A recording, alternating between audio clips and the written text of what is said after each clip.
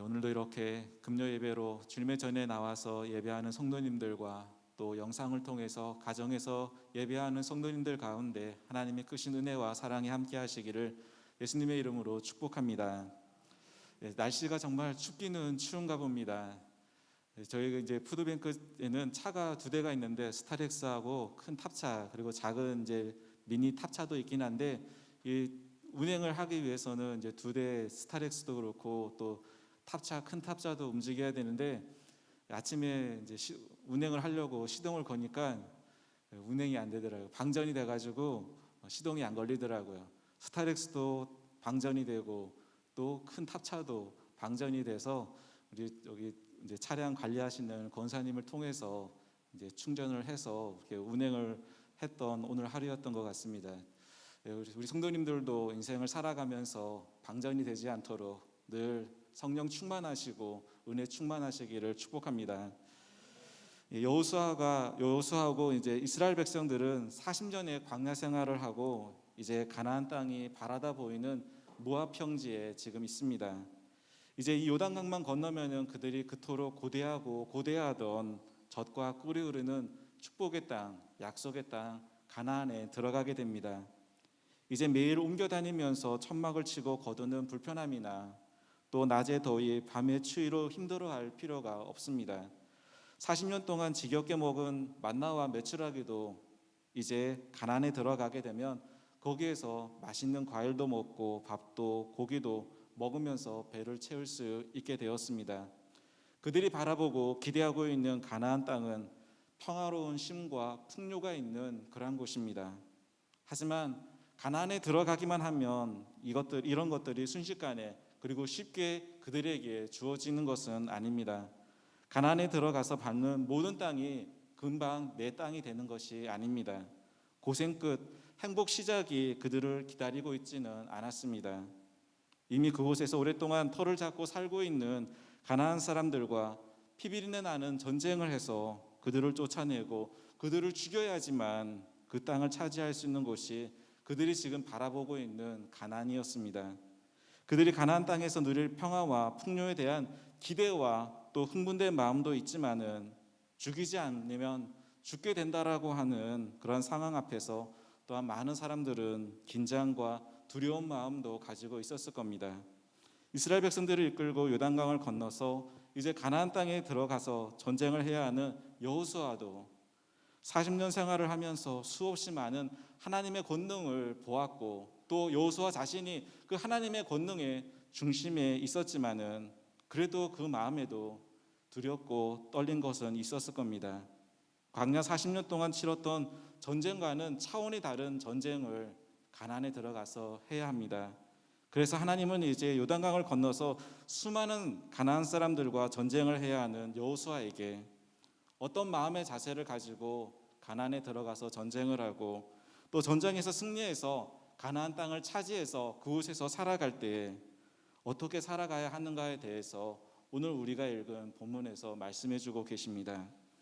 하나님은 여호수아에게 오늘 본문에서 두 가지로 명령하고 계신 것을 보게 됩니다. 그리고 그것을 지켰을 때에 주시는 약속을 말씀하고 계십니다.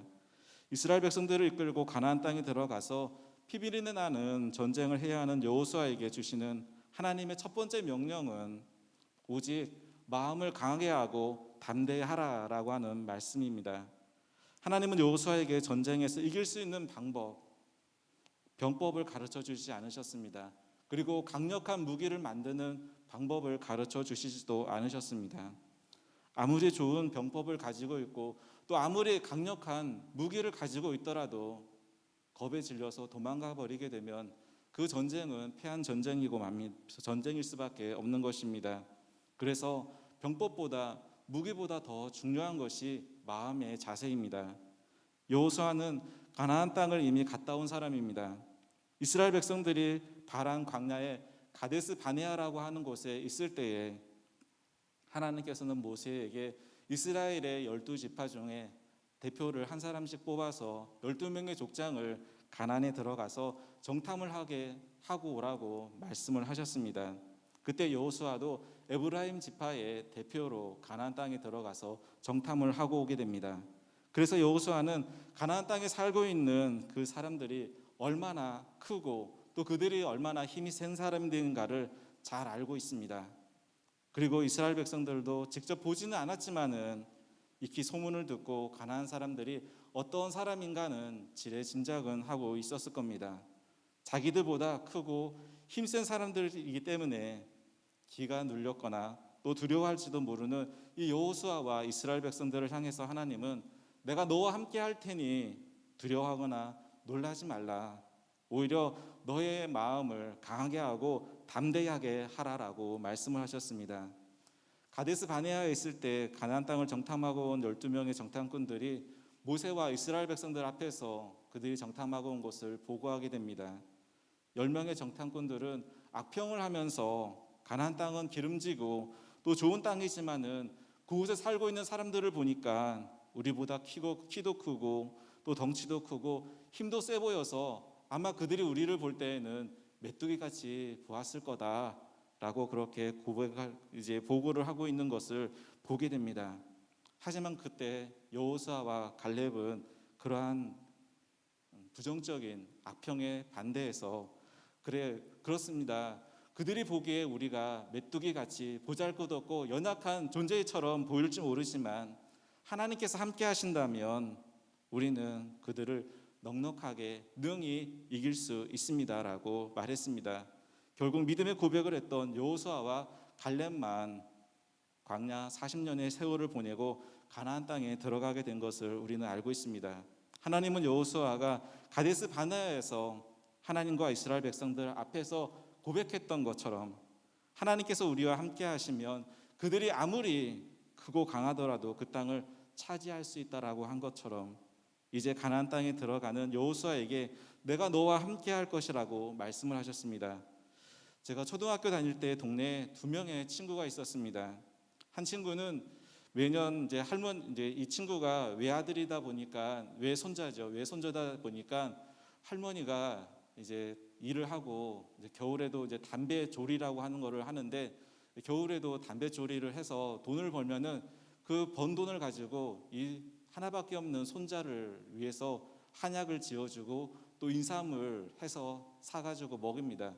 그러다 보니까 이 친구가 해가 거듭가면 거듭갈수록 덩치도 커지고 또 몸도 튼튼하게 되었는데 이 친구하고는 거의 하루가 멀다 하고 치고받고 싸우는 그런 친구였습니다. 근데 또 한 친구는 저보다 키도 작고 그렇게 세 보이지는 않았지만은 이 친구한테는 제가 꼼짝도 못했습니다. 셋 중에 그래서 이 친구가 그리고 1인자, 소위 얘기하는 힘짱이었습니다. 왜 제가 이 친구한테는 꼼짝도 못하고 이 친구가 1인자 힘짱이 되었을까요? 저와 자주 싸우던 이 친구는 말씀드렸던 것처럼 외아들입니다. 그리고 집에서 하나밖에 없는 외아들, 외손자고 저는 또 저희 집에서 첫째다 보니까 그런데 이 1인자, 이 힘짱인 친구는 집에서 막내였습니다. 위로 형이 둘이 있고 누나도 있는 그런 친구였는데 이 친구가 힘이 세서라기보다는 오히려 이 친구의 두 형들이 무서워서 이 친구와 한 번도 싸워보지를 못하고 그 기세에 눌려서 오히려 저희들은 2인자의 자리를 놓고 그 친구하고 그렇게 싸웠던 것 같습니다. 이 1인자 친구가 그래서 형을 등에 업고 저와 자주 싸우던 이 친구를 되게 하대할 때도 많이 있었고 그래서 야, 형 있는 친구가 저렇게 부러울 줄이야 라고 그렇게 생각했던 적도 있습니다. 가나안 땅에 들어가서 이스라엘 백성들보다 더 크고 힘센 사람들과 싸워야 하는데 애굽에서 이스라엘 백성들을 출애굽하고 또 홍해 바다를 마른 땅같이 건너게 하시고 일주일도 버티기 힘든 광야에서 40년을 먹이시고 요단 동편에 있는 많은 적들과 싸워서 이기게 하신 전능하신 하나님, 만군의 하나님께서 함께하고 지켜줄 테니 두려워하지 말고 겁먹지 말고 마음을 강하게 하고 담대하라 라고 말씀하셨습니다. 본문 5절 말씀에 내 평생에 너를 능히 대적할 자가 없으리니 내가 모세와 함께 있었던 것 같이 너와 함께 있을 것임이니라. 내가 너를 떠나지 아니하며 버리지 아니할 것이다 라고 말씀하고 있는 것을 보게 됩니다.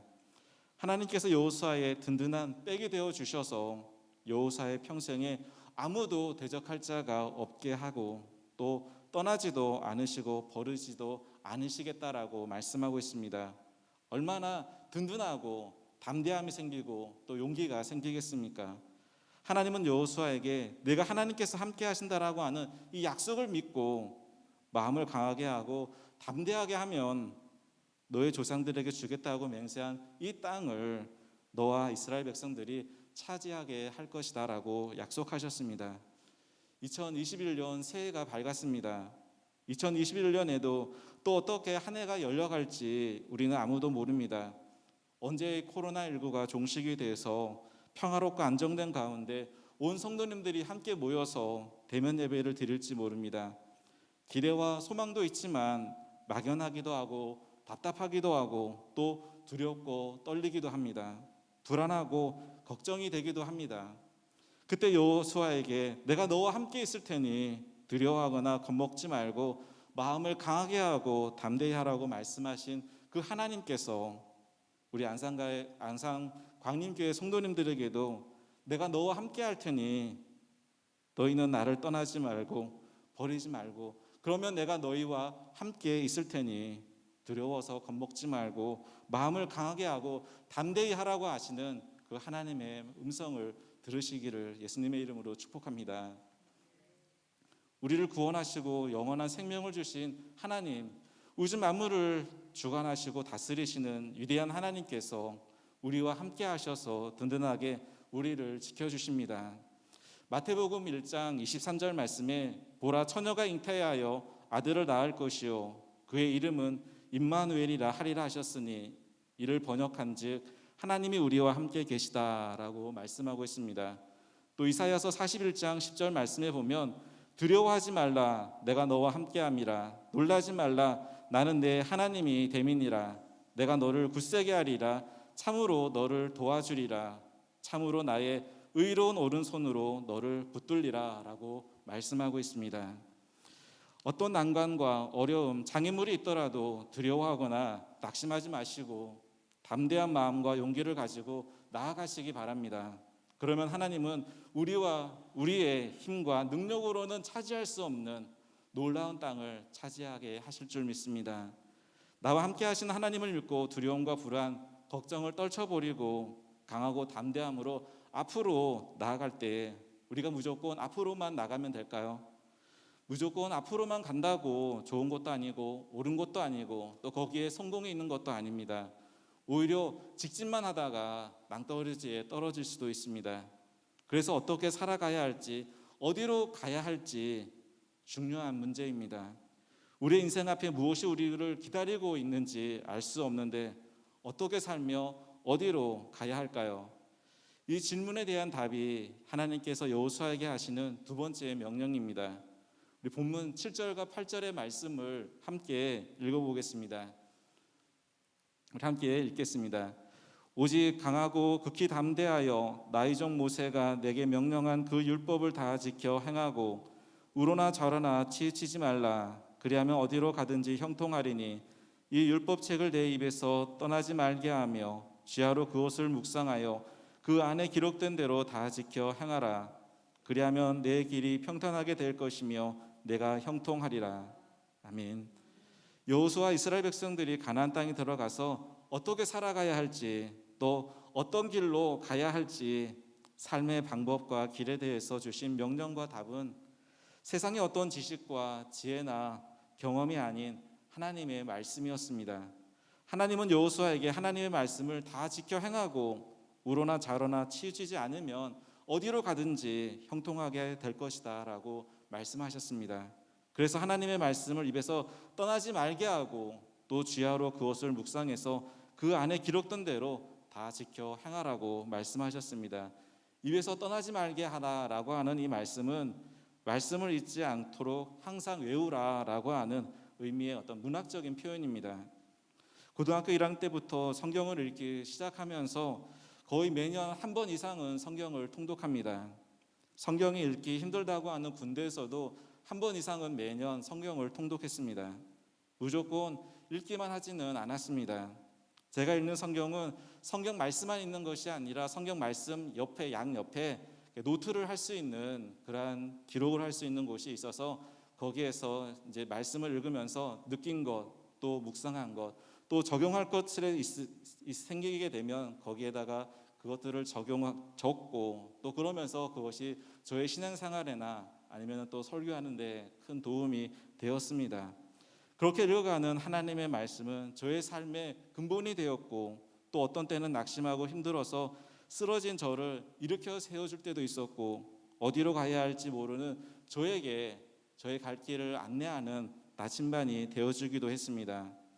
그런데 요즘에는 이제 기억력이 점점 떨어져서 방금 성경을 읽었는데 뭘 읽었는지 전혀 이렇게 기억이 나지 않을 때가 많아지게 되면서 그냥 읽기만 하면 되는 걸까라고 하는 그러한 생각이 많이 밀려오게 되었습니다. 다른 방법을 시도해 봐야지 하는데 뭐가 있을까 고민하던 중에 성경 필사가 저의 생각에 들어오게 되었고, 또 그때 마침 이제 가을 특별 새벽 기도회를 하면서 요한계시록 필사를 시작하게 되었습니다. 그래서 저도 이제 가족들과 함께 요한계시록 필사를 하게 되었고, 또 필사를 하다 보니까 정말 그냥 읽고 그냥 지나쳐 버리면 그냥 뭘 읽었는지도 모르겠는데, 필사를 하다 보니까 필사하면서 받는 또한 은혜가 있더라고요. 그래서 이제 필사를 해야 되겠다 마음을 먹고 창세기부터 필사를 하기 시작했습니다. 진도가 더디기는 했지만은 그래도 그냥 읽는 것보다는 더 집중할 수 있게 되었고, 읽고 쓰면서 또 묵상도 할 수 있게 되었습니다. 그리고 제가 지금 이제 암송하고 있는 성경 말씀들이 있는데, 암송하고 있는 성경 말씀들은 제가 중고등학교 때 이제 영어 단어장에다가 영어 단어는 안 쓰고 성경 말씀을 거기다가 써서 암송을 하면서 그때 암송했던 말씀들이 지금도 기억에 머릿속에 이렇게 남아 있습니다. 그런데 시간이 지나다 보니까 잊어버린 그런 말씀들도 있고, 또 부분적으로 암송하는 그런 말씀들이 있다 보니까 이번 기회에 성경 필사도 하면서 또 그 가운데 성경을 암송할 말씀들을 노트에다가 적어서 암송도 해야 되겠다라고 하는 그러한 마음이 생겼습니다. 거칠고 험난한 저의 삶에 있어서 저의 길을 평탄하게 하고 형통하게 했던 것은 하나님의 말씀이었기 때문에 절대로 말씀을 놓칠 수가 없었습니다.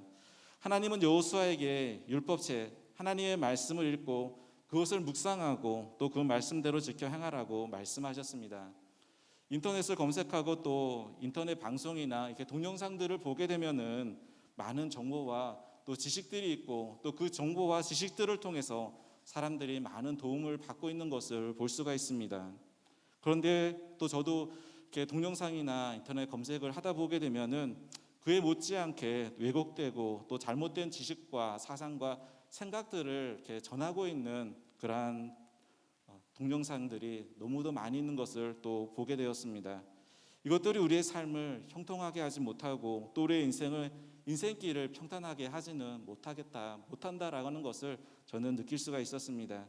하나님은 삶의 평탄과 형통한 그런 인생길을 가는 방법이 오직 하나님의 말씀에 있다라고 우리에게 말씀하고 계십니다. 그래서 하나님의 말씀을 읽고 묵상하고 말씀대로 다 지켜 행하라고 말씀하시는 겁니다. 인생의 길이 너무 거칠고 험난하고 또 하는 것마다 막히고 실패하고 힘이 드십니까? 나에게 맞지 않는 길을 가고 맞지 않는 일을 할 수도 있겠지만 먼저 내가 나와 하나님과의 관계를 점검해 보시기 바랍니다. 말씀을 사모하고 말씀 앞에서 하나님의 음성을 듣고자 하는 그 마음으로 내가 살아가고 있는지, 말씀대로 살려고 애쓰고 노력하고 있는지 한번 점검해 보시기 바랍니다. 거기에서 답을 찾을 수가 있습니다. 오늘날 백화점의 창시자이자 또 현대 비즈니스의 개척자라고 할 수 있는 존 워너메이커라고 하는 사람이 있습니다. 이 사람은 가난해서 12살 이후로 정규 교육을 받지 못했습니다. 하지만 오직 하나님을 의지하고 또 성경을 사랑하면서 성경의 가르침대로 살았던 사람입니다.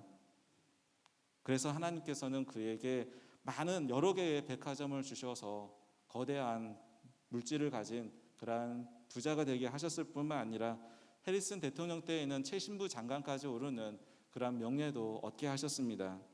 그런 그가 사업가로서 60주년을 맞이해서 이제 기념행사를 가졌는데 그 기념행사 때에 한 기자가 이 워너메이커에게 이런 질문을 합니다. 회장님께서 지금까지 살아오면서 투자한 것 중에 가장 성공적인 투자는 무엇이었습니까?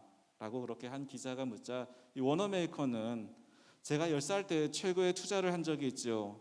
그때 저는 $2 75센트짜리 가죽 성경을 하나 샀습니다. 그것이 내 인생에 있어서 가장 위대한 투자였습니다. 이 성경이 나를 만들었으니까요 라고 그렇게 대답을 합니다. 다시 기자가 워너메이커에게 질문을 합니다. 회장님, 그렇다면 성경만 구입하면 성공하는 겁니까? 라고 그렇게 묻자 워너메이커는 이렇게 대답합니다. 물론 아니죠. 먼저 하나님을 믿고 하나님의 말씀을 실천해야지요. 하나님을 믿고 또 하나님의 말씀을 실천하면서 즐겁고 기쁘게 일하다 보면 어느 순간에 성공은 내 옆에 와 있습니다 라고 그렇게 대답을 했습니다. 우리는 몸이 하나고 그리고 제한적인 삶을 살아가게 됩니다. 모든 것을 다 하고 모든 것을 다 가지면 좋겠죠. 그런데 우리는 그렇지 못합니다. 이것을 잡으면 다른 것을 잡을 수가 없습니다. 다른 것을 잡으면 이것을 잡을 수가 없습니다. 내가 가까이 하고 싶은 거에 있으면 그 가까이 하는 것 때문에 다른 것은 멀리해야 되는 것이 우리의 인생입니다. 성도님들 주변에 무엇을 두고 살아가고 계십니까? 무엇을 쥐고 붙잡고 살아가고 계십니까? 2021년에는 하나님의 말씀을 가까이 두시고 또 하나님의 말씀을 붙잡고 살아가시는 그런 한 해가 되시기를 예수님의 이름으로 축복합니다. 그러면 하나님께서 성도님들의 삶을 평탄하게 하시고 또 형통케 해 주실 줄 믿습니다. 2021년 내 평생에 나를 능히 대적할 자가 없도록 나를 지켜주시고 함께 하신다고 약속하신 그 하나님을 믿고 마음을 강하게 하고 담대히 하여서 하나님의 말씀을 가까이 두고 말씀을 붙잡고 말씀대로 순종하며 살아감으로 우리 성도님들의 삶 가운데 하나님께서 약속하신 평탄한 길 그리고 형통함의 은혜를 누리시는 삶이 되시기를 예수님의 이름으로 축복합니다.